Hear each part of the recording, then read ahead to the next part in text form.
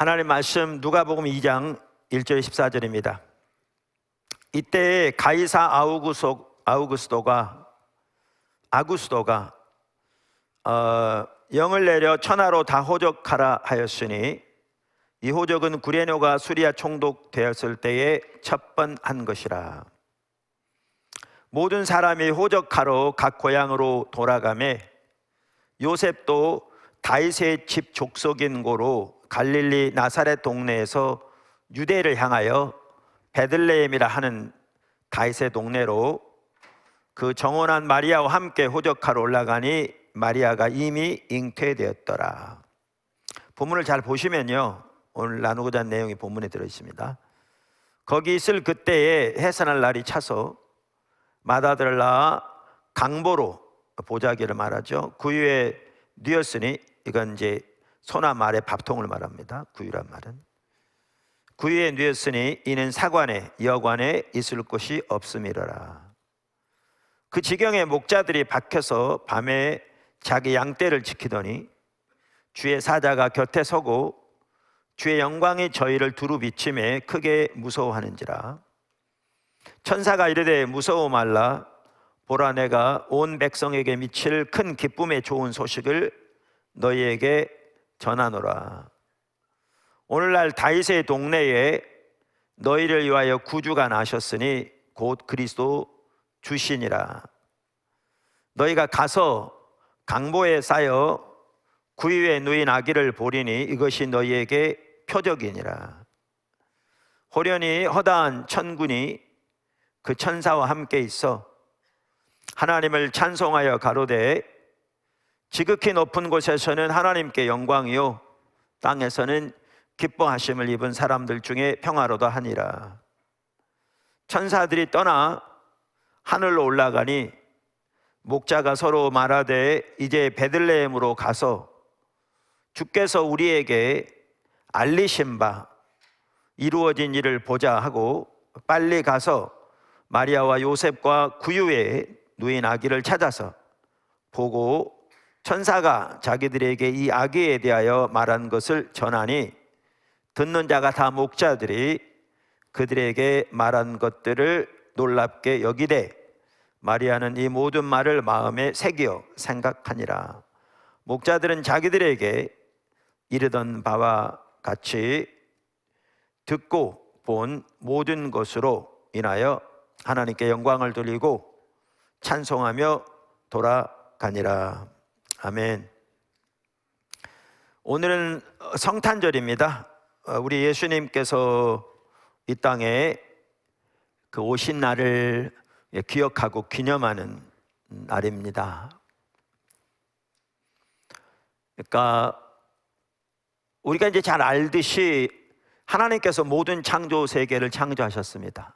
그러니까 창조 세계에 존재하는, 보이는 것 보이지 않는 세계 포함해서 모든 세계가 하나님에 의해 창조되지 않은 건 단 하나가 없습니다. 그래서 어떠한 창조 세계에도 하나님의 주권 통치를 벗어나 있는 것은 존재하지 않습니다. 우리가 이미 살펴본 대로 인류가 하나님을 등지고 타락했는데 그 타락의 결과는 전 우주적이었습니다. 그래서 그 결과는 모든 피조 세계에 영향을 미쳤습니다. 그래서 하나님은 모든 창조 세계, 다시 말하면 우리 인간의 모든 삶의 영역, 그리고 모든 역사, 그리고 모든 피조 세계를 구속하기 위해 일하고 계시고 그 일을 위해 하나님의 아들을 이 땅에 보내신 사건이 오늘 본문에 기록된 사건입니다. 교회가 나중에 알게 되었지만, 예수님의 부활을 통해 확실하게 알게 되었지만, 오신 예수님은 하나님의 본체이신 성자 예수님이 하나님과 동등됨을 취할 것으로 여기지 아니하시고 종의 형체를 가져 이 모든 피조 세계에서 죄의 세력을 멸하고 그 배후에 있는 사탄의 세력을 멸하고 죄의 영향력으로부터 말씀드린 대로 인간의 모든 영역과 모든 역사와 모든 피조 세계를 구속하기 위해 이 땅에 오신 것을 우리가 알게 되었습니다. 그런데 그렇게 오신 예수님이 성경에 예언된 대로 예루살렘에 오시되 말구유에 오셨습니다. 말구유에. 그리고 어제도 나눈 것처럼 이 하나님의 정말 놀라운 복된 소식, 정말 놀라운 하나님의 구원의 소식, 이 소식을 하나님이 천군 천사들이 알리되 가장 먼저 누구에게 알리셨냐 하면 목자들에게 알렸습니다. 어제 저녁에 잠깐 나눈 것처럼 마르틴 루터 시대에는 그 사회에서 어떻게 보면 가장 천하게 여겨지는 직업들이 하인이라든가 하녀, 특별히 그 중에서도 농부, 이런 직업들이었습니다. 그래서 루터가 모든 하나님이 주신 소명은 귀하다는 것을 이렇게 강조하기 위해 자주 언급한 부류들이 하녀들, 농부들이었습니다. 그와 비슷하게 예수님 당시에 목자들이 그렇게 천한 직업으로 여겨졌습니다. 그런데 하나님께서 이 놀라운 그 구원의 역사를 행하시면서 그 기쁜 소식을 가장 먼저 그 목자들에게 알리셨습니다.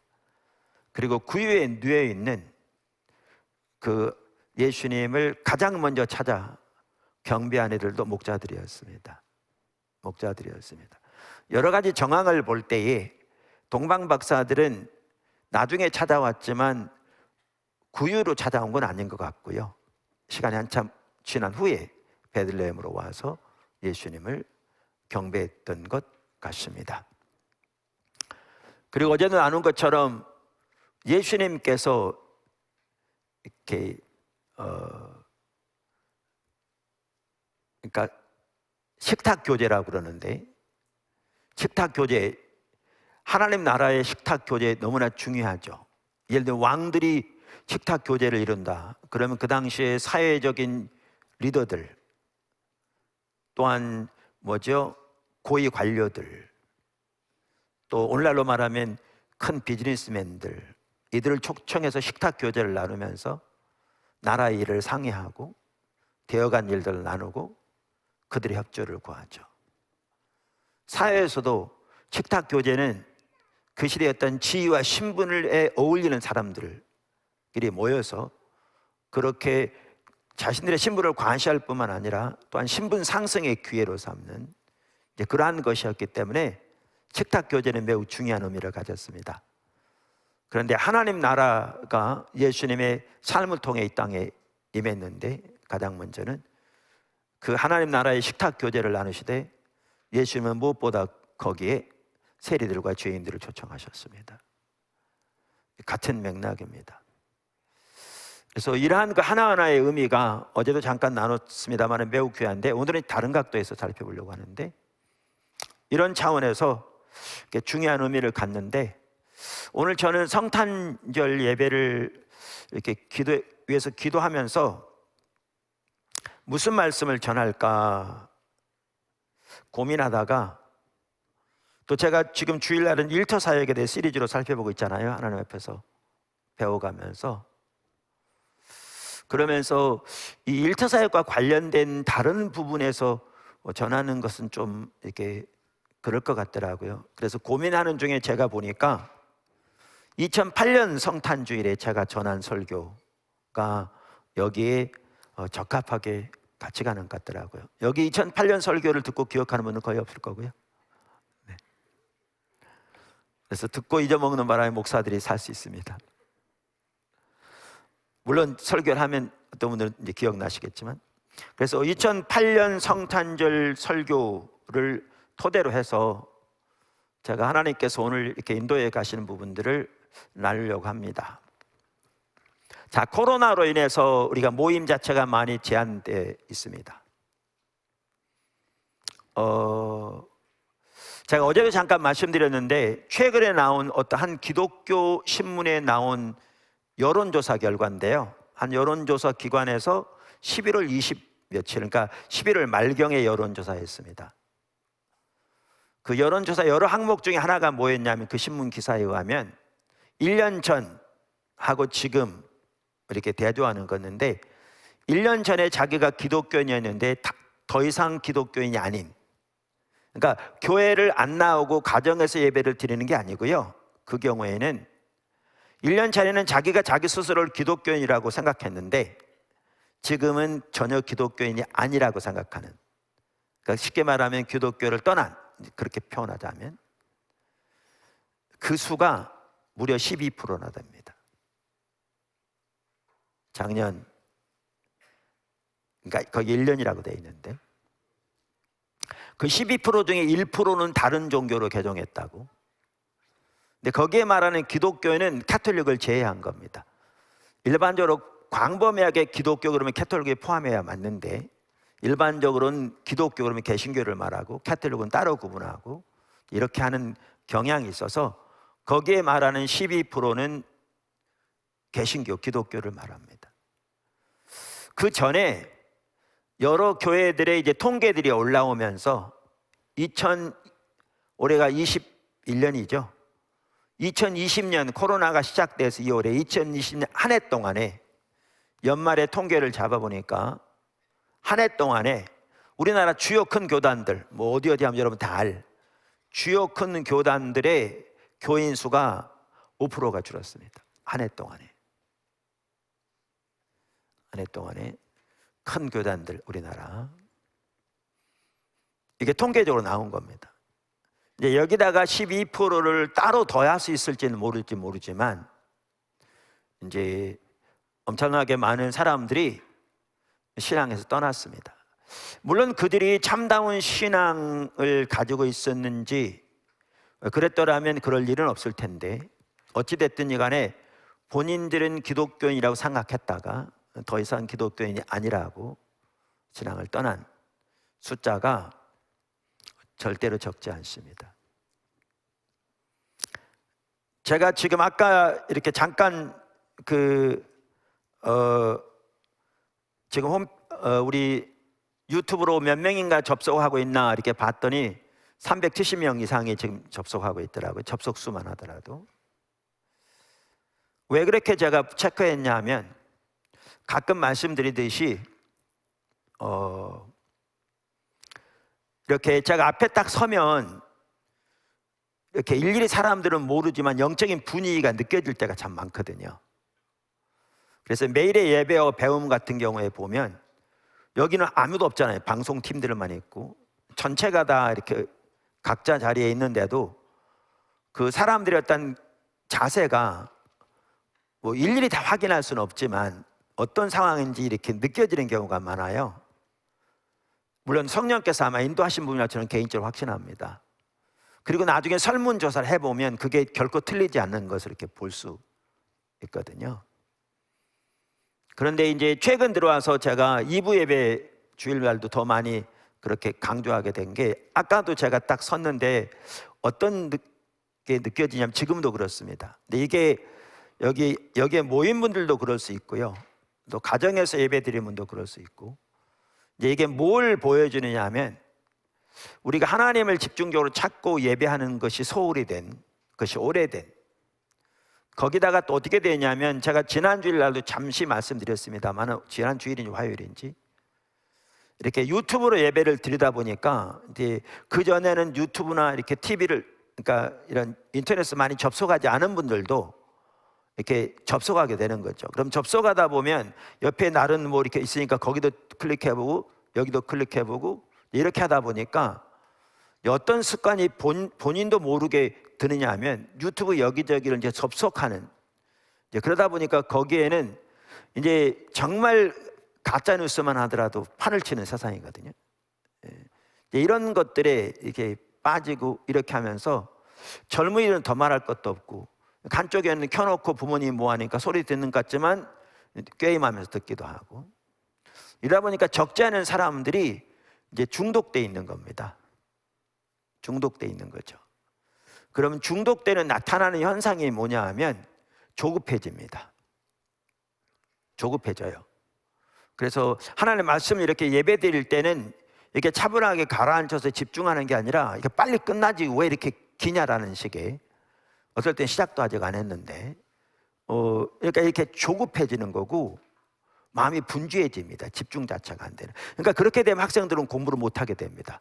왜냐하면 집중할 수가 없습니다. 그리고 그것이 빨리 끝나기를 바라게 돼 있고요.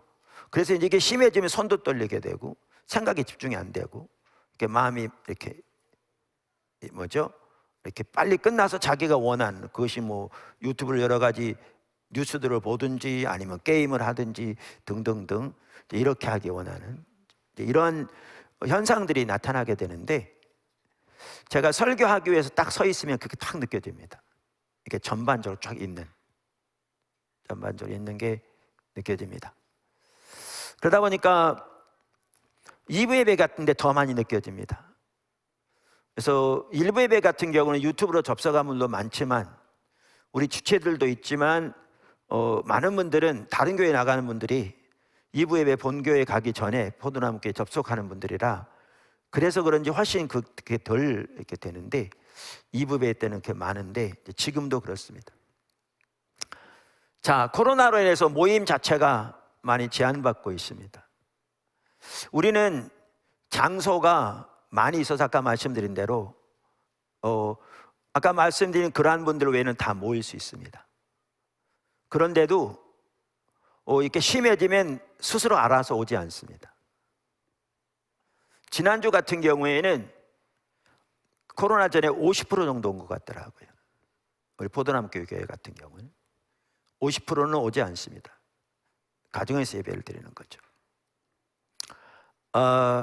이제 문제는 뭐냐면 가정에서 올바로 온전한 예배를 드릴 수 있느냐가 문제입니다. 근데 그런 환경을 갖추고 있는 경우는 거의 드물고 하나님 얼굴을 집중적으로 구하는 게 필수인데, 문제는 이것이 하나의 종교적인 의식으로 전락해버리면 이제 아까 그런 현상이 나타나는 것은 너무나 당연하고요. 아까는 제가 언급하지 않았지만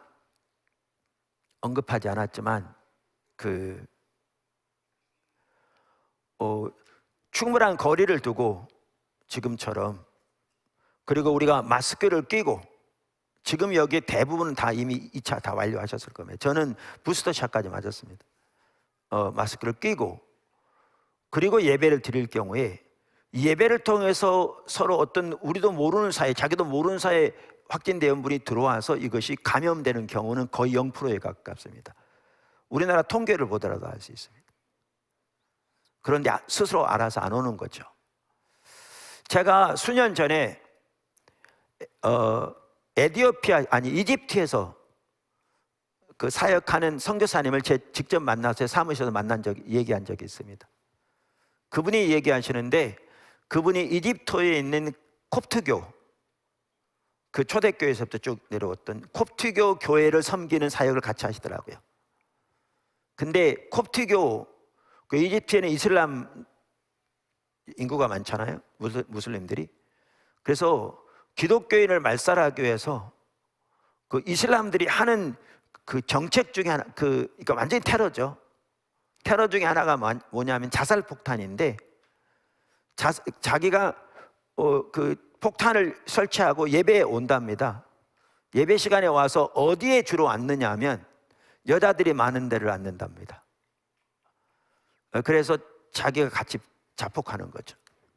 왜 그렇게 하느냐 하면 여자들을 살해함으로써 그러니까 기독교 가정의 자녀들이 태어나 계속해서 기독교 신앙을 가지고 그 신앙을 유지하면서 이어가는 것을 차단하기 위해서 교회에 여자들이 모인 곳에 많이 모이면 가서 폭탄을 터뜨리는 그런 위험이 상존하고요.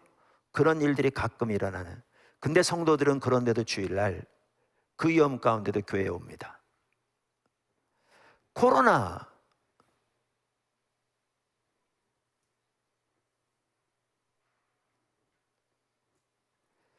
말씀드린 대로 우리가 충분한 거리를 두고 마스크 끼고 예배를 드릴 경우에 감염될 확률이 거의 0%고, 그렇게 감염되어서 사망에 이를 경우는 프로테이지 따지면 정말 작은 프로고, 저는 조심하지 말란 말이 아닙니다. 요즘 우리나라 사망자가 조금 늘어서 다른 나라에 비하면 작을지 모르지만 조심해야죠. 한 명 한 명의 목숨이 소중하니까. 제 얘기는 그 말이 아닙니다. 그런데 우리는 예배도 그렇게 중요하지 않는, 저는 아까도 그러면서 통계도 말씀드리면서 지금 이런 상황이라면 우리 다른 나라도 말할 것도 없거냐, 우리 한국 교회만 하더라도 최소한 앞으로 외부적으로는 심각하게 침체될 수밖에 없는 상황입니다. 근데 저는 이 모든 것 가운데 하나님의 통치가 계시다고 믿습니다. 성경적으로 보면 하나님의 주권적인 통치를 벗어난 일은 아무것도 없습니다. 심지어 사탄의 역사마저도 하나님의 주권적인 통치 아래에 있습니다. 팬데믹 당연히 하나님의 통치 아래에 있겠죠. 우리가 주일날 살펴보고 있듯이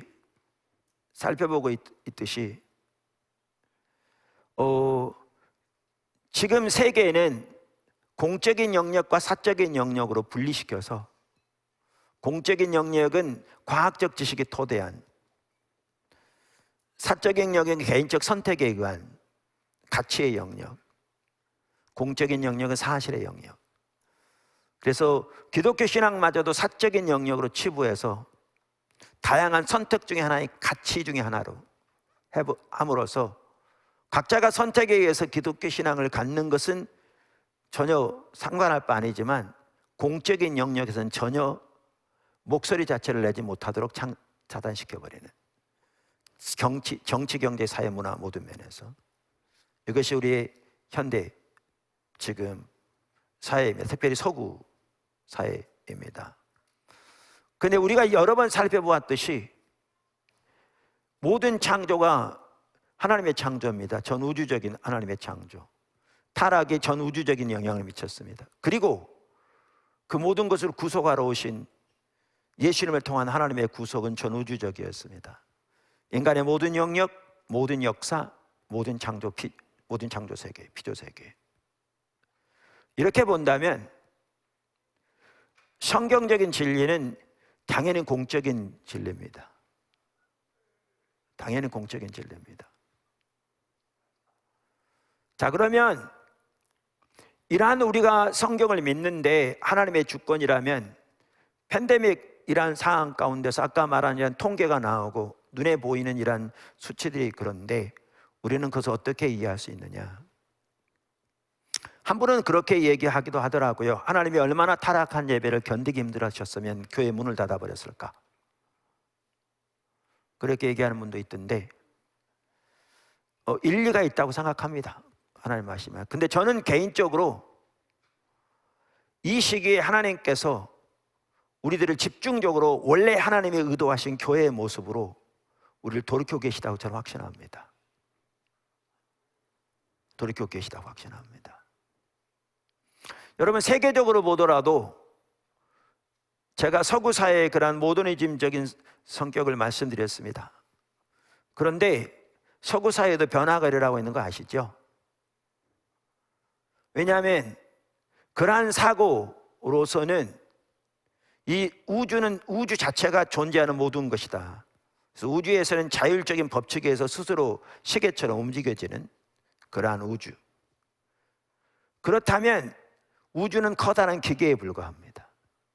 그렇게 되면 그 속에 있는 인간도 우주의 한 부분으로서 기계에 불과합니다. 그렇다면 궁극적으로 따지고 보면 인간의 자율권이란 존재하지 않습니다. 인생의 의미와 목적은 존재할 수가 없습니다. 모든 것이 원인과 결과에서 기계적으로 일어난 일에 불과하기 때문에 그렇습니다. 그래서 나타나는 결과는 극심한 허무주 외에는 아무것도 존재하지 않습니다. 사람들이 이것을 깨닫기 시작한 겁니다. 그 서구 사회에서 모더니즘이 무너지기 시작하고 있습니다. 물론 아직 많은 영역에서는 튼튼한 자리를 차지하고 있지만 무너지고 있습니다. 뿐만 아니라 남반구 교회는 급속도로, 북반부 말고 남반부 교회가 매우 빠른 속도로 성장하고 있습니다.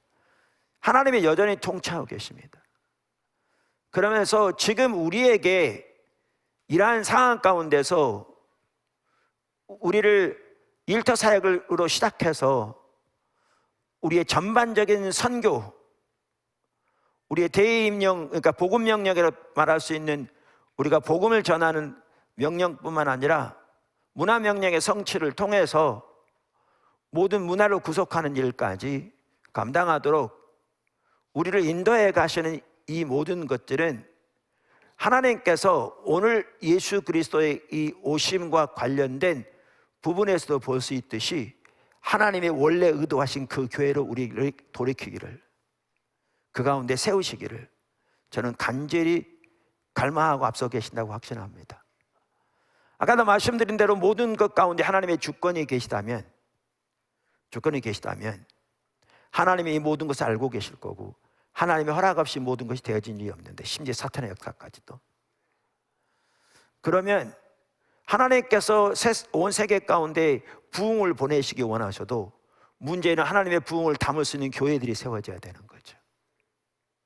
교회들이.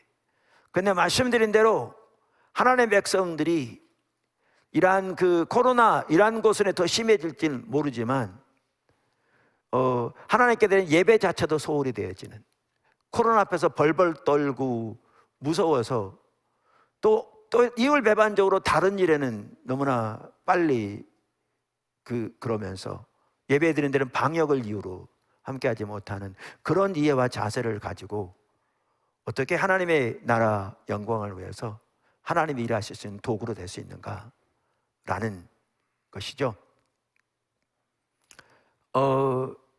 그러면서 하나님께서, 저는 또 이런 생각도 해봤습니다. 이런 생각도, 지금 이렇게 모이는 것이 이렇게 힘들어지니까 아까 제가 말씀드린 대로 사람들이 분주해요. 설교 들으면 벌써 빨리 끝났으면 좋은데 뭐 이렇게 말이 많냐, 광고도 길고 왜 뭐 찬양은 길고 등 시작해서 무슨 설교 이렇게 어렵냐부터 시작해서 들어오지 않습니다. 왜냐하면 지금 막 조급해요. 중독돼 있어요. 뭐인가, 다 하나하나 우상인 거죠.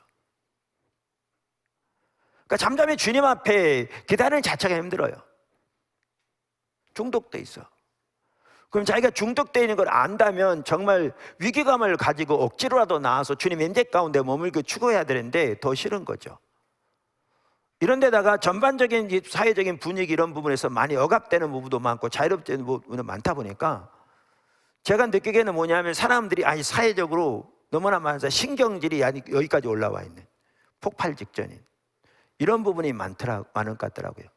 거기다가 하나님께서 우리를 인도하실 때 메시지만 하더라도 그러니까 메시지만 하더라도 그냥 아무런 부담 없이 그냥 편하게 들을 수 있는, 그래서 자기에게 자기 영적인 상태와 전혀 상관없이 그냥 잘 된다고, 축복이라고, 괜찮다고, 하나님이 사랑하신다고, 위로하신다고, 복 주실 거라고, 모든 것이 잘 될 거라고, 이런 메시지나 듣기 원하는 그런 게 너무 팽배한 것 같더라고요, 이 시대에.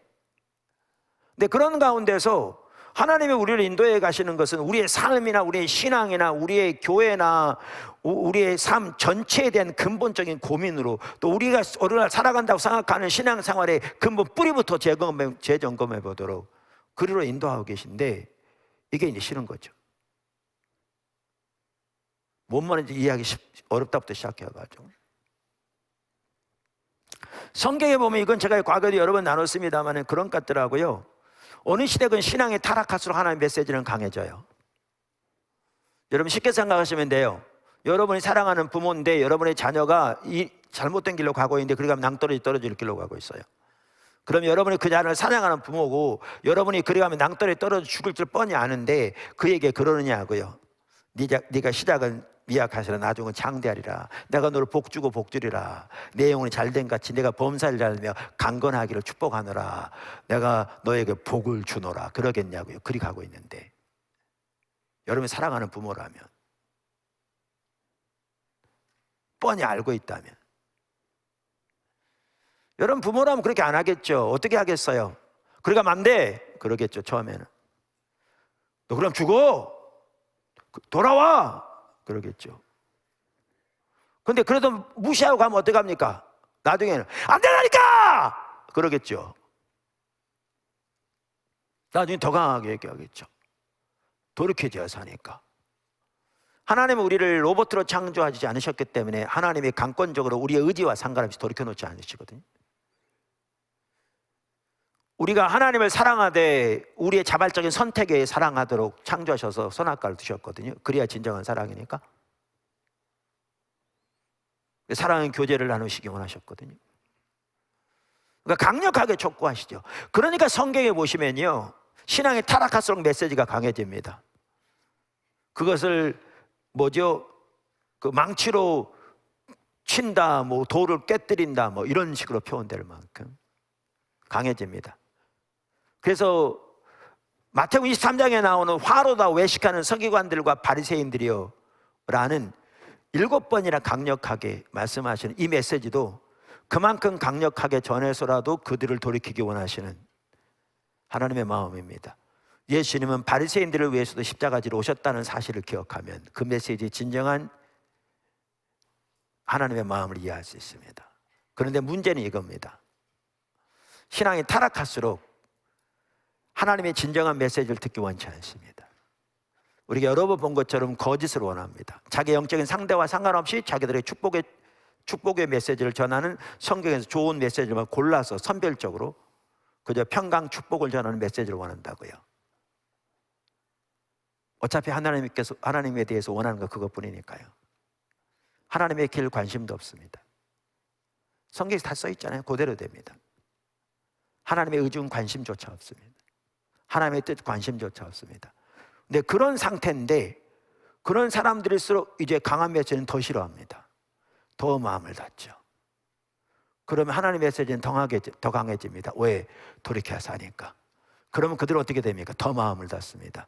그래서 어떻게 되는 겁니까? 이사야 시대 바리새인들에게 동일하게 말씀하신 것처럼 저들이 듣기는 들어도 듣지 못하고 보기는 보아도 보지 못하고 이들은 저들의 마음이 굳어지고 귀가 닫히고 눈이 닫히고 마음이 굳어져서 내게 돌이켜 고침을 받을까노라.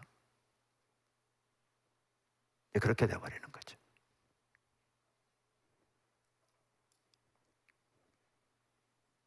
지금 그게 이 시대입니다. 근데 이 시대 가운데 아까도 말씀드린 대로 하나님은 우리를 근본적으로 우리 신앙의 가장 핵심적인 그 원래의 모습으로 주님이 그 시대에 오셨던, 그래서 교회를 세우신, 그리고 하나님이 의도하신 그 진정한 교회의 모습으로 우리를 더 세워가기를 강력하게 지금 앞서가고 계신 겁니다. 하나님께서 우리에게 주신 비전이 회복과 부흥인데 정확하게 그 일을 하고 계십니다. 정확하게. 저는 그래서 우리 포도나무교회 지체들이 정말 깨어 있어야 합니다. 하나님 앞에 겸손해야 합니다. 제가 어제 나눴던 얘기도 그 얘기잖아요. 어제 혹시 다 들으셨지만 저녁에 왜 목자에게 나타나시고 왜 세리와 죄인들에게 임하셨느냐, 그들은 초청하셨느냐. 핵심적인 메시지는 하나는 누구든지 주 앞에 오려면 겸손해야 한다는 겁니다. 세상의 쥐, 부, 권력 그 모든 것이 하나님의 은혜로 인한 건데, 한편으로는 안 믿는 사람일지라도 하나님의 보편적인 은혜로 인한 건데, 특별 은총은 아닐지 몰라도 일반 은총으로 인한 건데, 하나님께 감사하고 하나님께 영광을 돌리기보다 그것이 자기로 인한 것처럼 마음이 굳어져서 목이 쇠처럼 굳어져 교만한 가운데 그런 자세를 가지고는 그 나라에 놓을 수 없다는 겁니다. 그가 누구든지, 로마의 시저든지 누구든지 그 나라에는 올 수 없다는 겁니다. 최근 들어 제가 제 입에 자꾸 이 말이 듭니다. 우리 모두는 주님의 심판대 앞에 설 겁니다. 한 명도 예외 없이. 안 믿는 사람은 말할 것도 없거니와 믿는 사람도 이 땅에 행한 모든 것으로 주님 앞에 고린도서 3장이 말한 것처럼 불로 심판받는 그날 거기 설 겁니다.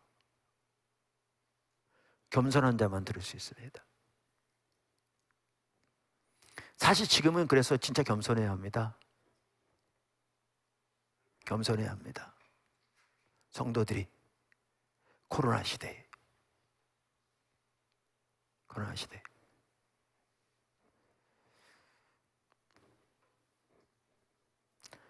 오늘 설교도 시작도 안 했는데.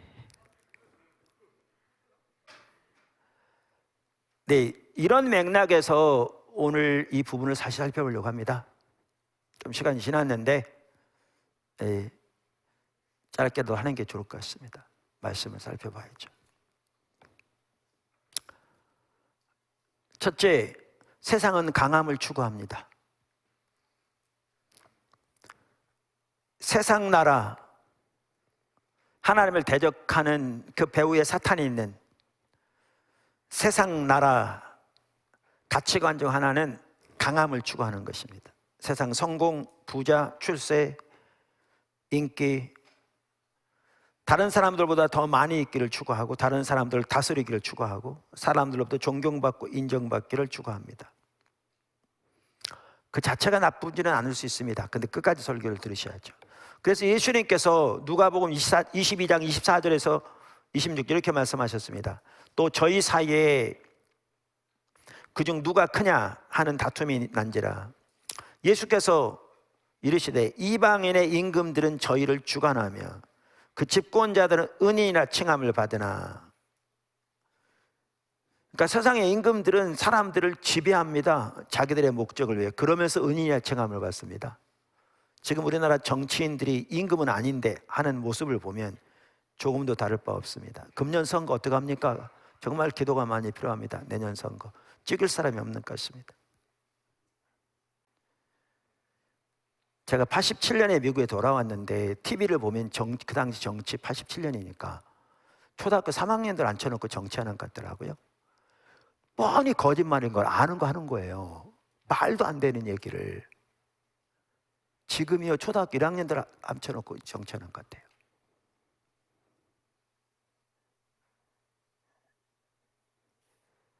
그러면서 너희는 그렇지 아니하니 너희 중에 큰 자는 젊은 자와 같고 두목은 섬기는 자와 같음이니라.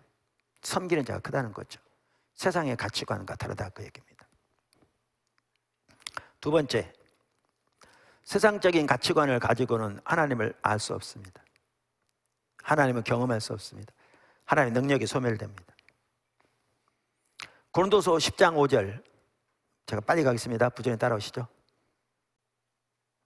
고린도서 10장 5절 모든 이론을 파하며 하나님을 아는 것을 대적하여 높아진 것을 다 파하고 모든 생각을 사로잡아 그리스도께 복종케 하니. 여기에 보면 견관진, 그러니까 하나님을 대적하는 사탄의 진지에 대해서 말하고 있는데 그 사고체계입니다.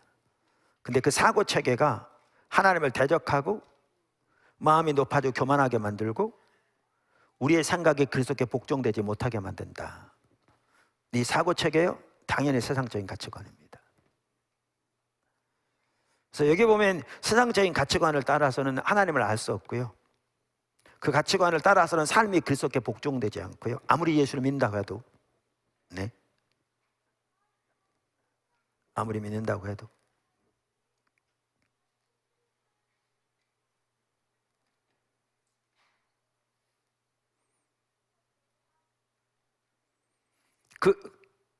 그 다음에 그렇게 되면 하나님 나라의 생명이 거기에 함께하지 않습니다. 세상적인 가치관을 가지고는 하나님을 알 수 없습니다. 작은 첫 번째, 하나님 안에서 강함을 추구하는 가치관. 하나님 안에서 강함을 추구하는 가치관, 잘못된 가치관이라고 말입니다. 한 번은요 어떤 분이 저에게 이메일로 한 간증집을 보내주셨는데 그 당시 좀 몇 년 됐죠, 오래됐죠. 예일대 명물 교수라고 함신익 교수님에 대한 얘기였어요. 베토벤인데 함신익 함토벤이라고인가 봐요. 1995년에 150대 1의 경쟁률을 뚫고 한국인 최초 미국 예일대 교수 선임된 분이고요, 미국 오케스트라를 이끌어갈 차세대 지휘자 5인 중 한 명으로 그 당시에 거론된 분이었고, 그러면서 그 성공 뒤에 숨겨진 스토리를 쭉 나눴는데 아무것도 내세울 것이 없는 분이었는데 하나님을 잘 믿었더니 그렇게 성공하게 해주셨다. 그게 내용이었어요. 근데 여기 함정이 있어요. 함정이. 이 얘기는 함 교수님이 그렇다는 얘기가 아니에요. 그걸 저에게 전해준 분이 가지고 있는 가치관이 그렇고 오늘날 적지 않은 성도들이 가지고 있는 가치관이 그렇다 그 얘기예요. 그 말이 뭐냐 하면 예수를 잘 믿으면 이 세상에 잘 되게 되어 있다는 거죠. 이거는 함정입니다. 전혀 성경적인 가치관이 아닙니다. 그러니까 예수를 잘 믿으면 세상에서 성공을 거두게 되어 있다는 가치관, 이게 뭐냐면 그리스도 안에서 강함을 추구하는 가치관입니다. 그러면 예수를 믿으면 그러니까 세상에서 잘못되냐, 그 얘기 아닙니다. 그 반대도 아닙니다. 그러니까 설교는 끝까지 들으셔야죠. 그리스도 안에서 강함을 추구하는 가치관은 하나님 나라 가치관이 아닙니다. 그건 세상 나라 가치관입니다. 그러니까 세상 나라 가치관이 성경적인 가치관과 짬뽕되어 있는 겁니다. 제가 지금 일터 사역에 대해서 읽고 있는 책이 선교적 교회에 대한 책입니다. 제가 이 얘기를 했기 때문에 올릴지 모르는데, 우리 포도나무 교회 연합 리더 밴드에는 아직 안 올렸습니다. 여러분 배우는 게 많고, 또 특별히 교구별로 진행되는, 또 오이코스별로 진행되는 영성 훈련 집중적으로 받아야 되잖아요. 그러면서 또 일터 사역 배워가고 하니까 너무나 많은 책들을 한꺼번에 소개하면 복잡해질 것 같아서 제가 안 올렸습니다. 근데 매일의 예배와 배움 카톡방에는 올렸는데요. 아까 여기 밴드에 올렸는데, 우리 목사님들하고도 선교적 교회에 대한 제가 언급을 몇 번 했더니 요즘 선교적 교회에 대한 얘기가 많거든요. 그런데 한 분이 저한테 예리하게, 그분 정말 열심히 따라오신 분이세요. 저한테 질문하는 거예요. 목사님이 말씀하신 선교적 교회가 오늘날 여러 사람들이 일반적으로 말하는 선교적 교회, 그 교회 맞습니까? 아니면 다른 이해를 가지고 있습니까? 라고 묻더라고요. 그럼 제가 선교적 교회라는 용어를 좀 더 사용하려면, 일반적으로 오늘날 선교적 교회라고 말하는 교회가 뭔지를 전반적으로 알아야 제가 좀 더 확신 있게 그걸 말할 수 있을 거잖아요. 그래서 제가 선교적 교회에 대한 얘기를 들으면서 과거에도 귀회되는 주변에 선교적 교회가 뭐냐고 특별히 그 얘기를 많이 하는 분들에게 물었는데, 그걸 저에게 속 시원하게 답변해 주는 분이 없었어요. 그러니까 선교적 교회라는 얘기는 많은데 그 선교적 교회가 뭔지를 정확하게 얘기하는 분이 많지 않더라고요. 그래서 제가 이번에 특별히 그런 일이 있어서 어떤 목사님들이 여러 명 모인 데서 그 얘기를 했고요. 그랬더니 한 분이 저에게, 그분 아마 성격 박사를 받은 분 같은데, 이렇게 책을 한번 소개해 줬고요. 그래서 제가 그 책을 주문하도록 찾았고요. 또 다른 한 분은 제가 선교학 교수고, 이분은 로자나하고도 깊이 연결돼 있고 선교교회에 대한 강의도 한 분이고 그에 대한 책도 번역한 분이기도 해서 제가 그분에게 또 개인적으로 아니까 직접 카톡으로 선교교회가 뭘 말하는지 질문했어요. 그랬더니 그분이 답변을 쭉 이렇게 저에게 보내왔더라고요. 그리고 그분이 책을 몇 권 소개했는데 제가 그 책들을 이렇게, 선교의 교제에 대한 대표적인 책이에요. 그래서 주문을 해왔죠. 그래서 제가 지금 그걸 읽고 있습니다. 그게 한 1500페이지쯤 됩니다. 세 권인데 책이 두꺼워가지고 합하면 1500페이지 남짓 되는데, 지금 그래서 선교적 교회에 대해서 집중적으로 이렇게 살펴보고 있는데, 하나님이 우리를 인도해 가시는 그 교회가 정확하게 선교적 교회입니다. 지금까지 본 바로 정확하게 인도하고 계신데요. 같은 내용인데, 그래서 제가 그 내용을 밴드에 올렸습니다.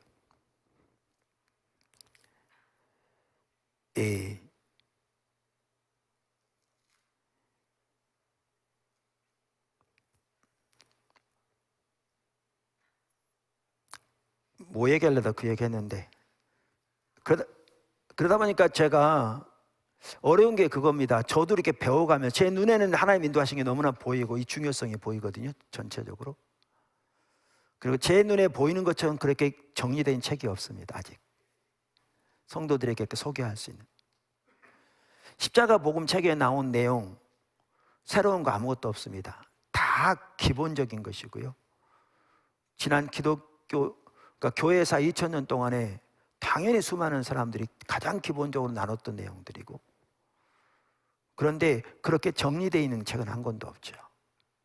그 전체적인 것을 하나님이 정리하게 하셔서 그렇게 따라가게 하시고, 그걸 통해 수많은 성도들을 무장하게 하시고 목회자들을 무장하게 하시고 인도하셨는데, 일터 사역에 대해서도 정확하게 그렇습니다. 많은 분들이 다양한 분야에서 다 연결되게 소중한 부분을 나누는데, 그리고 아까도 말한 대로 교회가 어떻게 세워져야 할 핵심적인 부분들을 하나님 보여가시는데, 그 전체적인 부분들을 성도들이 읽고 그것을 전반적으로 이해하고 따라올 수 있도록 우리 입장에서 성도들은 무장할 책이 없는 거죠. 그러니까 이기수 목사님 말대로 저에게 개척자니까 그 일을 하나님 하게 하신 것 같다고 그러는데, 그렇게 해가다 보니까 저 개인적으로 쉽지 않습니다. 매주일 설교도 준비해야 되는데 내일 주일이잖아요. 제가 뭘 설교할지 어렴풋이 보입니다. 매번 그래왔고요. 근데 주님이 그때마다 정말 중요하게 인도하셨습니다. 그런데 그러한 설교가 나오기까지 때로는 이제 다양한 자료들을 먼저 소화해야 되는, 거기다 목회도 해야 되는, 그러다 보니까 쉽지는 않은데, 하나님이 우리를 정말 중요한 하나님의 길로 인도하고 하신 것은 명확한 사실입니다. 그래서 우리 모두가 그렇게 배워갔으면 좋겠다, 그 말입니다. 그런 맥락에서 제가 그 말씀을 드린 겁니다. 자, 그래서 강함을 추구하는 가치관. 자, 보십시오. 어떤 때는 하나님께서 어떤 사람들에게 세상에 놀라운 성공과 부, 지위도 주십니다. 예를 들면 다니엘 보십시오. 요셉 보십시오.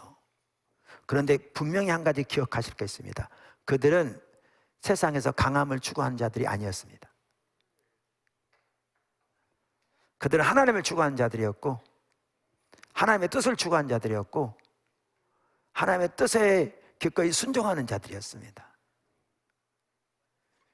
그리고 그렇기 때문에 하나님이 그들의 머리를 높이셨을 때에도 그들은 하나님의 목적대로 그 자리에서 신실하게 하나님의 나라를 위해 섬길 수 있었습니다. 그러니까 강함을 추구하는 자들은 아니었습니다. 그러니까 제가 말한 대로 심지어 예수 안에서 강함을 추구하는 자들을 말씀드렸는데, 이것은 잘못된 가치관입니다. 그건 세속적인 가치관입니다. 세상의 가치관입니다. 예수님 말씀하신 세상의 왕들이 추구하는 가치관입니다. 이렇게 강함을 추구하는 가치관을 가지고 있으면 자기들이 잘못돼도 모릅니다. 그 대표적인 예가 우리가 여러 번 살펴본 예레미야 시대고요, 요한계시록의 라오디게아 교회입니다. 왜냐하면 그 당시에 나름대로 수많은 사람들이 사회적으로 부자고 큰 문제 없고 사업 잘 되고 돈 많이 버니까 하나님의 관점에서는 그들이 철저하게 하나님을 떠나, 예레미야 같은 경우, 시대 같은 경우 나라가 망하기 직전이었고, 라오디게아 교회 같은 경우에는 그 후하신 예수님의 눈으로 봐도 칭찬할 것이 단 한마디 없는 상황인데도 그들의 초점이 그리스도 안에서 강함을 추구하는 그러한 세속적인 가치관을 가지고 있었기 때문에 자기들이 잘못되어 있다는 사실도 몰랐습니다. 이게 오늘날 심각합니다. 작은 두 번째, 강함을 추구하면 하나님의 능력이 소멸됩니다. 하나님을 경험하지 못합니다. 하나님의 생명이 흐르지 않습니다. 예수님께서 이렇게 말씀하셨습니다. 고린도전서 1장 23절 24절. 여러분, 오늘 이게요, 예수님이 말구에 오시고 목자에게 가장 먼저 복음이 증거되고 예수님이 식탁교제에 세리들과 죄인들을 초청하신 이 모든 것과 다 연결되고, 그게 뭘로 연결되는? 예수님 십자가로 연결됩니다. 십자가로 연결됩니다. 이게 하나님의 방법입니다. 예수님이 초림하셨을 때, 예수님이 권능을 가지고 심판하시고 재림하실 때까지, 그 기간까지 하나님의 방법입니다. 이게 예수님의 방법이었고, 이게 교회가 살아야 할 방법입니다. 언제까지? 주님이 다시 오실 때까지. 그래서 예수님이 이미 하나님 오셔서 하나님 나라를 이루셨고, 가장 먼저 예수님의 삶과 사역을 통해 하나님 나라가 임했고, 예수님의 십자가 부활을 통해서 임했고, 성령의 강림을 통해서 하나님 나라가 이 땅에 임했습니다. 그리고 하나님 나라가 예수님 재림 때 온전해질 건데, 예수님이 정확하게 이 하나님 나라의 방법으로 사셨고, 그 기간 동안 교회가 이 방법으로 살아야 합니다. 근데 주님이 재림하실 때는, 그때는 달라집니다. 그때까지는 우리가 이 방법으로 사는 겁니다. 자, 여기 보시면 고린도서 1장 22절, 23절, 24절, 22절부터 유대인은 표적을 구하고 헬라인은 지혜를 찾으나 우리는 십자가에 못 박힌 그리스도를 전하니 유대인들에게는 거리끼는 것이요 이방인에게는 미련한 것이로되 부르심을 입은 자들에게는 유대인이나 헬라인이나 그리스도는 하나님의 능력이 하나님의 지혜니라. 여러분, 유대인들이 왜 하나님을 보지 못했습니까? 표적을 구했기 때문에요. 무슨 말이냐고요? 그들은 하나님의 택하신 백성이었습니다. 그들은 하나님의 말씀을 연구하고 열심히 지키려고 노력한 하나님의 백성이었습니다. 그런데 문제는 뭐냐 하면 그 반대로 헬라인은 어떤 사람이 하나님을 전혀 모르는 사람들입니다. 그런데 유대인 헬라인이랑 똑같은 가치관을 가지고 있었습니다. 똑같은 가치관. 그게 뭐냐 하면 세상에서의 강함을 추구하는 가치관을 가지고 있었습니다. 똑같이. 그러니까 헬라인은 세상에서의 강함을 추구한다면 자기들의 노력과 능력으로, 유대인들은 세상의 강함을 추구하는데 하나님 안에서 추구하는 자들이었습니다. 그러니까 결국 똑같았습니다. 무슨 말이냐 하면 그래서 하나님의 관점으로 사는 자들이 아니라 세상의 관점으로 사는 자들이었습니다. 유대인들의 경우에는 하나님을 잘 믿으면서도 세상에서 잘 되고 성공하는 것이, 그것을 추구하는 자들이었습니다. 바꿔 말하면 세상에서 성공하고 강하고 출세하고 다스리는 것이 하나님이 함께 하신 사인이라고 보는 겁니다. 그러니까 그들은 메시아가 오시면 하나님의 능력으로 막강한 로마 군대를 물리치고 이스라엘을 독립시키고 그 나라를 통해 세상을 지배할 것이라고 기대했습니다. 그런데 예수님이 오셔서 십자가 못 박혀 돌아가셨습니다. 그러니 그들은 세상을 강함을 추구하는 그 가치관으로는 십자가에 못 박힌 예수를 볼 수가 없었습니다. 그래서 예수가 그들에게는 거치는 것이었습니다. 여러분, 놀라운 사실이 뭔지 압니까? 여기 아까 9절에 나온 것처럼 그리스도는 하나님의 능력이요 지혜입니다. 유대인들이 기대하는 어떤 능력보다도 강한 능력이 그리스도입니다. 그래서 그리스도는 십자가를 통해 단순히 로마를 무찌른 것이 아니라 로마 배후에는 모두 악의 세력을 무찔렀고 이 세상의 모든 인간들을 오염하는 악의 세력, 인류 역사를 오염시키는 악의 세력을 물리쳤습니다. 죄의 세력을 멸하셨습니다. 어느 능력보다 강한 능력입니다. 그런데 그들은 세상에서의 강함을 추구한 자들이니까 하나님을 못 봤습니다. 오늘날 한국에 있는 기독교인 중에 그런 사람들이 정말 적지 않습니다.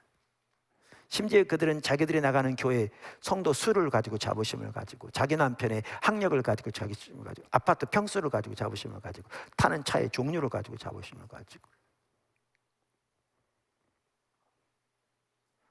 그리고 그것이 예수를 잘 믿었더니 그 결과로 그렇게 되어졌다고 자부심을 가지는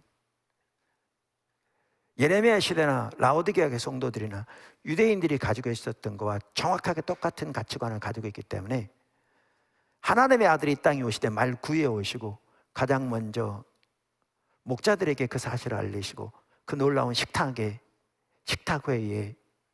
식탁교제에 세리들과 죄인들을 초청하시고 십자가에 돌아가신 하나님의 길을 전혀 깨닫지 못하고 있습니다. 그리고 코로나와 같은 외부적인 것이 와서 흔들리니까 와르르 무너지고 있습니다. 와르르 무너지고 있습니다.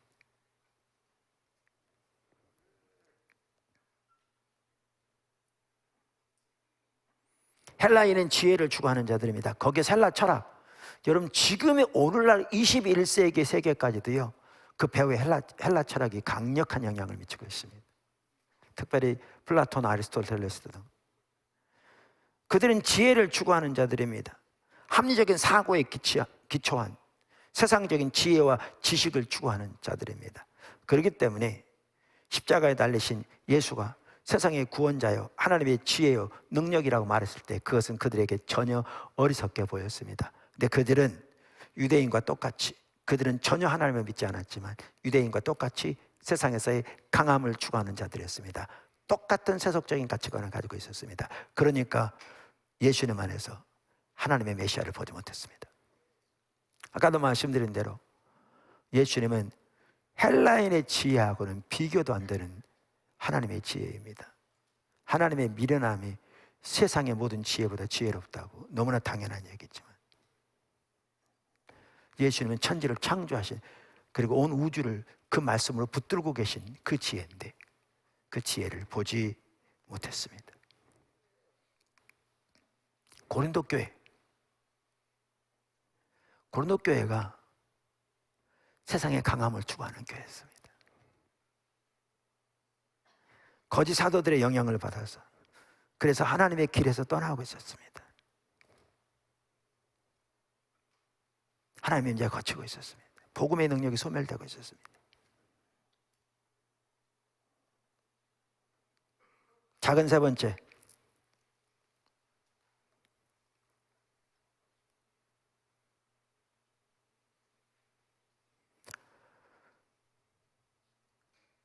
사탄의 음성은 우리에게 세상의 강함을 자랑하고 추구하게 만듭니다. 사탄의 음성은 우리에게 세상의 강함을 자랑하고 추구하게 만듭니다. 사실 이건 제 말이 아니고요, 정확하게 제 말도 됩니다. 동의하니까. 헨리 블랙가비 목사님이 두란노에서 번역한 하나님의 음성에 응답하는 삶이라는 책에 보면 이 내용이 나옵니다. 사탄의 음성은 우리에게 세상에서의 강함을 자랑하고 추구하게 만듭니다. 사탄은 세상에서의 강함을 자랑하게 만듭니다. 사도 바울은 고린도 후서 10장에서 13장 사이에서 그 당시 고린도 교회를 오염시켰던 거짓 사도들과 거짓 선지자들의 문제를 다루고 있습니다. 자, 고린도 후서 10장에서 13장 거기 보면 거짓 선지자들과 거짓 사도들의 정체가 나오는데 11장 13절에 이렇게 나옵니다. 저런 사람들은 거짓 사도요 괴로의 역군이니 자기를 그리스도의 사도로 가장하는 자들이니라. 그러니까 이들이 누구예요? 거짓 사도들이에요. 자, 그들이 그러면 고린도 교회에서 어떻게 인정을 받고 있었습니까? 11장 5절, 내가 지극히 큰 사도들보다 부족한 것이 조금도 없는 생각하노라. 사도 바울이 한 말인데요, 그들을 지칭하면서 뭐라고 그러냐면 지극히 큰 사도들보다 내가 부족한 게 없다, 이렇게 말하고 있어요. 그러니까 저들을 지금 뭐라고 표현하고 있어요? 지극히 큰 사도들이라고 이렇게 표현하고 있는데, NIV 성경에 보면 이들을 그 다운표를 해가지고 슈퍼 파슬스 이렇게 돼 있어요. 슈퍼 사도들이라고 말해요. 그러니까 이들이 하나님의 관점에서는 아까 나온 대로 괴일의 역군이고 거짓 사도들인데, 고린도 교회에는 어떤 사람들로 인정받고 있었어요? 슈퍼 사도들로, 지극히 큰 사도들로 인정받고 있었어요. 이들이 그 당시. 자, 그러면 그들이 왜 그렇게 인정받은 줄 아십니까? 18절에, 11장 18절에 그게 나옵니다. 여러 사람이 육체를 따라 자랑하니 나도 자랑하겠노라. 그러니까 이들이 뭐를 자랑했냐면요, 육체를 따라 자랑했어요. 세상의 강함을 자랑했다고요. 그 중에 하나가 뭐냐면 영적인 체험을 자랑했어요. 영적 체험. 그런데 그렇게 자랑하는 동기가 있었습니다. 동기가.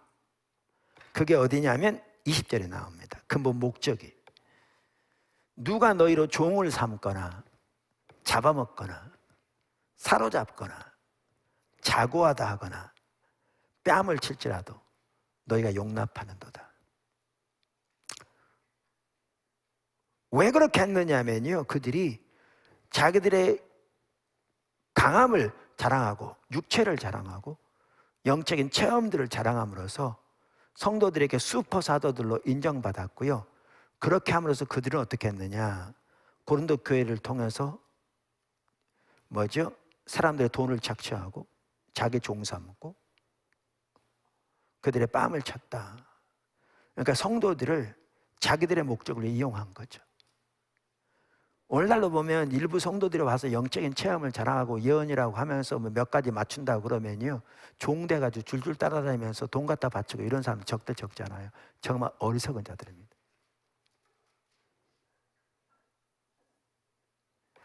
그러면 이렇게 그들은 육체적인 강함을 자랑하는 그거에 길들여 있어가지고 그 영향으로 사도 바울이 고린도 교회에 갔을 때 쫓겨났는데 결국 누구 때문에 쫓겨난 줄 아십니까? 이들 때문에 쫓겨났습니다. 그러면서 이들은 사도 바울을 사도가 아니라고 대적했습니다. 왜 그렇게 대적했느냐 하면 그 기준으로 사도를 본 겁니다. 세상의 강함의 기준으로 사도를 본 겁니다.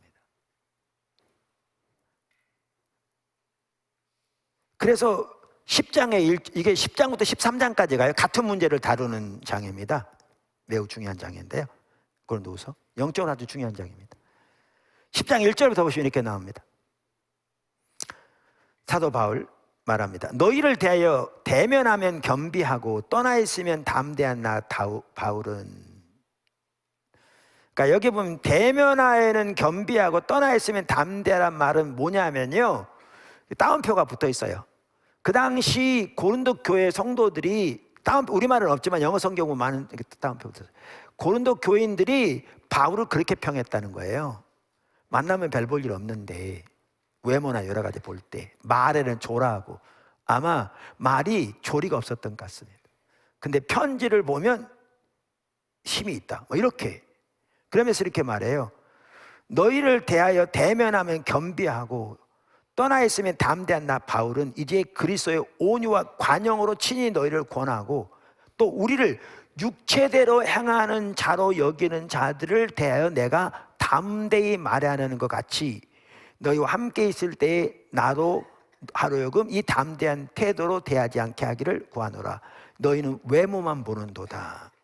만일 사람이 자기가 그리스도에 속한 줄을 믿을진데 자기가 그리스도에 속한 것 같이 우리도 그러한 줄을 자기 속으로 생각할 것이니라. 여기 아주 중요한 말이 나오는데요, 그 당시 거짓 사도들이 자기의 영적인 체험을 자랑하며 자기들을 내세운 그 성도들의 관심을 자기에게 이끌어서 그들이 자기들의 목적을 위해 교회를 이용하고 자기들의 목적을 성취하는 데 활용했는데, 다시 말해서 성도들을 자기들의 휘하에 두고 부리고 자기들의 경제적인 이득을 위해 그들을 이용하고 자기들의 사역과 명예를 위해 그들을 발판으로 사용하는 거였는데, 이와 대조 사도 바울은 극명한 대조를 이루고 있었습니다. 사도 바울은 성도들을 한 남편인 그리스도께로 인도하는 중매쟁이로 자기를 인식했고요. 고린도 11장 2절, 그들이 진실되고 순결하게 오직 그리스도에게 드려지기를 열망했고요. 나중에 보면 알지만 자랑하되 자기의 약함을 자랑했습니다. 오히려 영적인 체험만 하더라도 그들에게 빠질 게 없었습니다. 그들은 삼청천까지 다녀왔고요. 근데 그때에도 제3자로 언급합니다. 그러한 사람을 안다. 이러다 보니까 그 영향을 받아서 외모도 별로 뛰어나지 않았던 것 같습니다. 말에 조라하고 말한 대로, 그리고 그는 초점을 그리스도에게 두고, 이러니까 외부적인 강함을 추구하는 입장으로 보면 바울이 사도가 아니라는 거죠. 그래서 사도 바울을 쫓아낸 겁니다. 이들이 그 장본인이었습니다.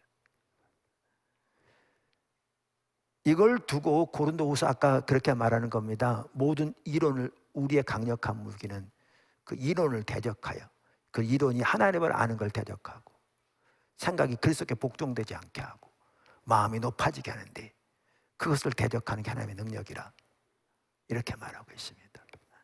여러분, 이걸 보면요, 오늘 뭘 할 수가 있냐면 사탄의 음성은 우리에게 세상에서의 강함을 추구하고 자랑하게 만듭니다. 세 번째, 큰 세 번째, 하나님의 길은 약함의 길입니다. 주님이 다시 오실 때까지는 그렇습니다. 주님이 오셔서 그랬고 교회가 그렇고 주님이 다시 오실 때까지는 그렇습니다. 주님이 다시 오실 때까지. 이게 어제 제가 그 선교적 교회 한 부분 읽어드린 겁니다. 어제 저녁에 똑같은 얘기입니다. 주님 오실 때까지 그랬습니다. 오늘 표적, 예수님 오신 표적, 강보에 쌓여 말 구유에 놓인 악입니다. 만군의 하나님이 오신 겁니다. 모든 창조 세계의 구속을 해. 그분이 여관에 있을 곳이 없어 마구간에 말밥통이 오셨습니다. 목자들에게 그 당시 천하게 취급되는 직업을 가진 목자들에게 가장 먼저 그 소식이 전파되고 가장 먼저 그 목자들로부터 경배를 받으셨습니다. 예수님의 식탁교제도 나눴습니다. 그리고 이것은 십자가와도 연결됩니다.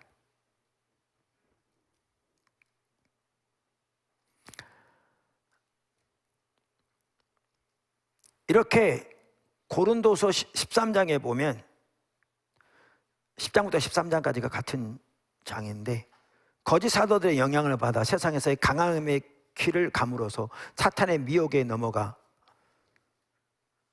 복음의 길에 떠나는 고린도 교회를 돌이키려고 한 말이잖아요. 그러면서 사도 바울은 거기에서 약함의 길을 제시하면서 고린도 교회가 자신들이 그 복음의 길에 서 있는지 자신을 시험해보라고 말합니다. 너희 자신을 시험해봐라. 옳은 길에 있는지. 자, 고린도서 13장 4절 5절 보십시오. 그리스도께서 약하심으로 십자가에 못 박히셨으나 오직 하나님의 능력으로 살으셨으니 우리도 저희 안에서 약하나 너희를 향하여 하나님의 능력으로 저와 함께 살리라. 너희가 믿음에 있는가? 너희 자신을 시험하고 너희 자신을 확정하라. 예수 그리스도께서 너희 안에 계신 줄을 너희가 스스로 알지 못하느냐? 그렇지 않으면 너희가 버리운 자니라. 예수님은 하나님의 아들이십니다.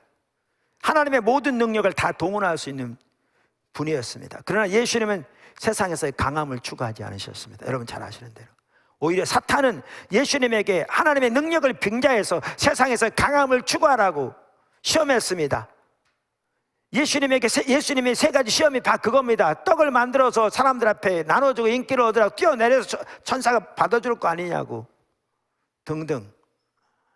때로는 사탄이 직접 이렇게 시험하기도 하고 군중들을 통해서 왕사무를 함으로 시험하기도 하고 가족들을 통해서 그렇게 사람들 앞에 자신을 드러내라. 그래야 공인이 그러지 않느냐. 너희네 때는 항상 너희 때니까 올라가라. 나는 내 때가 아직 이르지 않았다. 시험을 집요하게 세상의 길을 택하라고 예수님은 시험했는데 예수님은 단호히 거절하셨습니다. 예수님은 하나님과 동행했고 하나님의 명령에 순종하기 위해 기꺼이 세상에서 약함의 길을 택하셨습니다. 돌아가실 때에도 예수님은 12군단보다 더 많은 천사들을 동원할 수 있었음에도 불구하고 마태복음 26장 53절 하나님의 명령에 순종하여 기꺼이 약함 가운데 십자가 위에서 돌아가셨습니다. 예수님께서 약함의 길을 택하여 하나님과 동행하는 삶을 사셨을 때 죽은 자를 살리시는 하나님의 능력이 예수님과 함께 하셨습니다. 그리고 성경은 우리 모두는 정확하게 이 약함의 길을 택해야 한다고 말하고 있습니다. 그것이 믿음의 길이기 때문에 그렇습니다. 그러면서 고린도 교회에게 너희가 이 길 가운데 행하고 있는지 너희 자신을 시험해보라 이렇게 말하고 있습니다.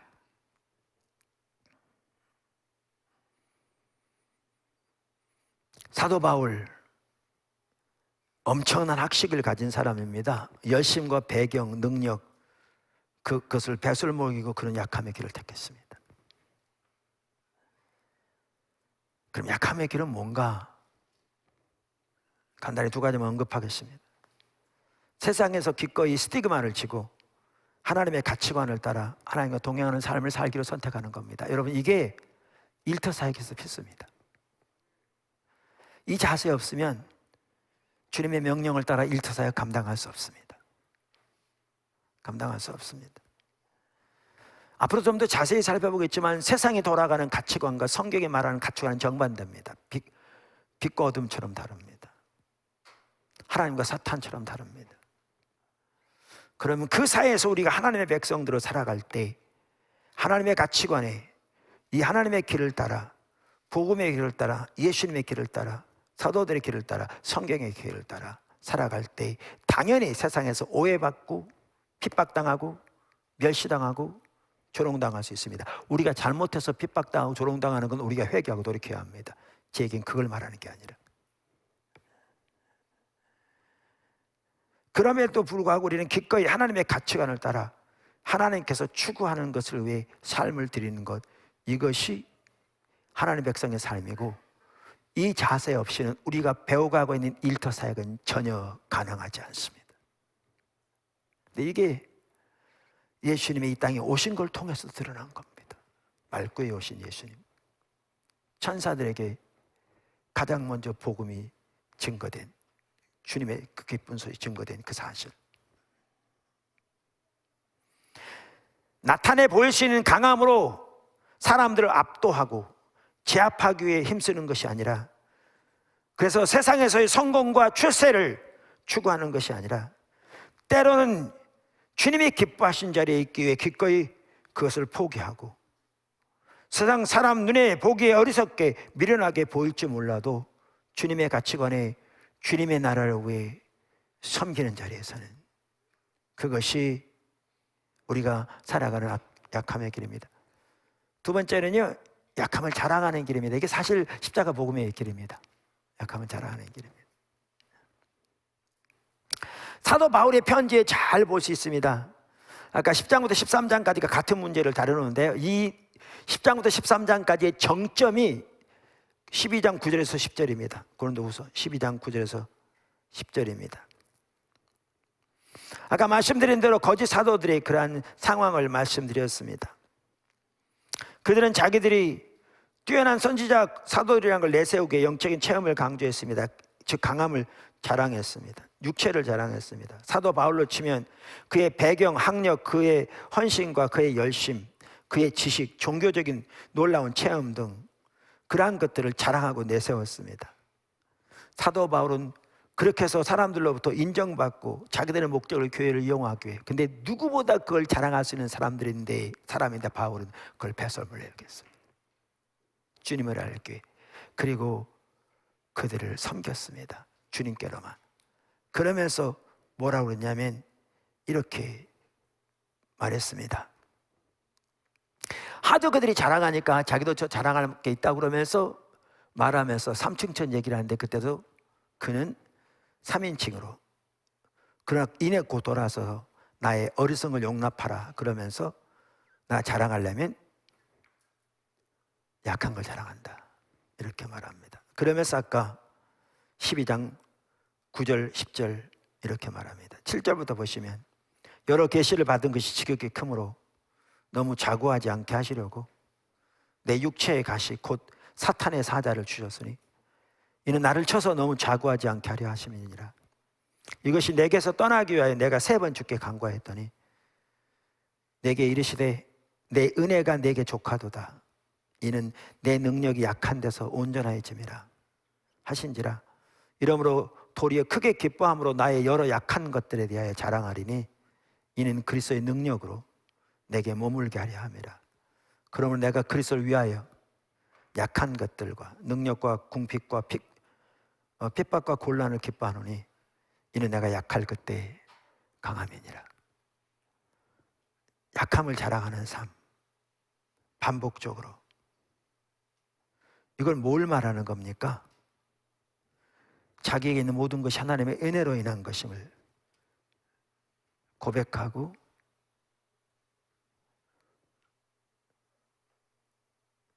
드러내는 삶이고요, 자기 안에는 오히려 자랑할 것은 약함밖에 없는데 하나님의 은혜로 하나님의 일을 행해 가시고 있음을 드러내는, 그래서 철저하게 십자가를 의지하는 십자가 복음의 삶입니다. 그런데 여기 놀라운 사실이, 그렇게 약함을 자랑할 때 하나님 은혜가 그에게 머물 뿐만 아니라 그때가 곧 강함이요, 왜? 하나님 능력이 함께하기 때문에. 그렇게 성경은 말합니다. 이거 위장된 겸손을 말하는 게 아닙니다. 그래서 능력이 자기에게 머물게 하기 위해서. 예수님도요, 정확하게 그 삶을 사셨고 우리가 이 삶을 배워야 될 줄로 믿습니다. 말씀드린 대로 일터 사역에서도 정확하게 이 삶이 승리의 비결입니다. 마지막으로 3번째, 이 약함의 길은 사랑으로 섬기는 길입니다. 다가오는 세대의 능력 이미 이 역사 속으로 들어와 있습니다. 새 창조 역사가 예수님 부활과 함께 시작됐습니다. 여러 번 살펴보았습니다. 아까도 말씀드린 대로 예수님 초림과 재림 사이의 이 시대는 제가 읽고 있는 책이 그 책이거든요. 레슬리 뉴비긴의 선교적 교회에 대한 책은 마이클 고인 박사가 쓴 거예요. 아주 뛰어난 책이더라고요. 제가 그 책을 소개해 놨습니다. 여러분 바쁘셔서 못 읽을 테니까요. 그런 시간 원하시는 분들 읽으시고, 제가 목회자들이 필요할 것 같아서 제가 소개해 놨습니다. 제가 오늘 아까 말했기 때문에 연합리더밴드 올리겠습니다. 매일 예배 배우면 올려놨는데, 그분도 거기서 정확하게 말하는데, 그분들도 그런데 하나님의 놀라운 능력과 새 창조가 역사가 이미 시작되는데, 주님이 다시 오실 그날까지는 이 하나님의 놀라운 능력과 새 창조의 역사가 우리의 약함과 고난을 통해서 드러난다는 겁니다. 사도 바울의 경우처럼 우리의 고난과 약함을 통해서. 그러니까 12장의 말씀이 정확하게 맞습니다. 레슬리 뉴비기는 이거를 하나님 나라가 갖는 이중적 성격이라 이렇게 표현합니다. 이중적 성격. 그러니까 주님이 다시 오실 때 비로소 하나님의 승리가 분명하게 드러날 겁니다. 그분은 심판에 주로 오십니다. 모든 악은 완전히 소멸될 거고, 죄와 사탄과 사망은 불목 가운데 던져질 것입니다. 이 창조 세계는 근본적으로 새로워질 겁니다. 우리는 모두 불로 심판받아 영원한 가치를 가진 일들은 그 나라에 지속될 것입니다. 우리가 하는 이 땅에 사는 이 모든 하나하나의 일들이 영원한 가치를 가진 일들입니다. 우리는 올바로 행해야 합니다. 자, 그런데 우리가 이 땅에 사는 동안에는 이중적 성격이 있는데, 그게 뭐냐 하면 능력과 약함, 능한 사역과 고난, 믿음과 소망 같이 섞여 있다는 겁니다. 그러니까 우리의 약함을 통해 예수님의 삶과 같은, 사도들의 삶과 같은 하나님의 능력이 나타나는 거라는 거죠. 이 균형이 아주 중요하다고 그런 말합니다. 무슨 말이냐면, 교회의 선교가 능력, 강함만을 주장하게 되면 그것은 승리주의적 행동주의가 될 거라는 겁니다. 무슨 얘기냐면 이런 겁니다.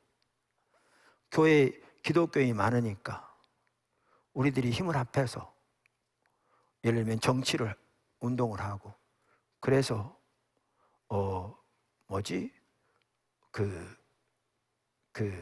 대통령 선거에 영향을 미치고, 그래서 우리가 원한 대통령을 뽑아서 대통령이 정치할 때 기독교 가치관에 맞는 그런 법제를 만들도록 압력을 넣고, 이게 뭐냐? 승리주의적 행동주의입니다. 이걸 전혀 하지 말라 그 얘기는 아닐지 모르지만요, 그렇게 되어지면 어떤 일이 있을 거냐 하면 문화는 변화시킬 수 없습니다. 이게 낸시 피어시가 한 말입니다. 정치에, 미국 의회에 옳지 않은 법안들이 통과되는 걸 보면서 들어왔는데 몇 개 법안은 통과시켰을지 모르지만 문화 자체는 잃어버렸다. 그렇게 하나님 나라가 이 땅에 임하지 않습니다. 기독교인들 한 사람 한 사람이 하나님 나라 가치로 고난과 때로는 핍박 가운데서도 사랑의 섬김을 통해 그곳에 하나님의 능력과 나라가 나타나면 문화가 변화돼야 이 세상에 변화되는 겁니다. 이게 하나님의 방법입니다.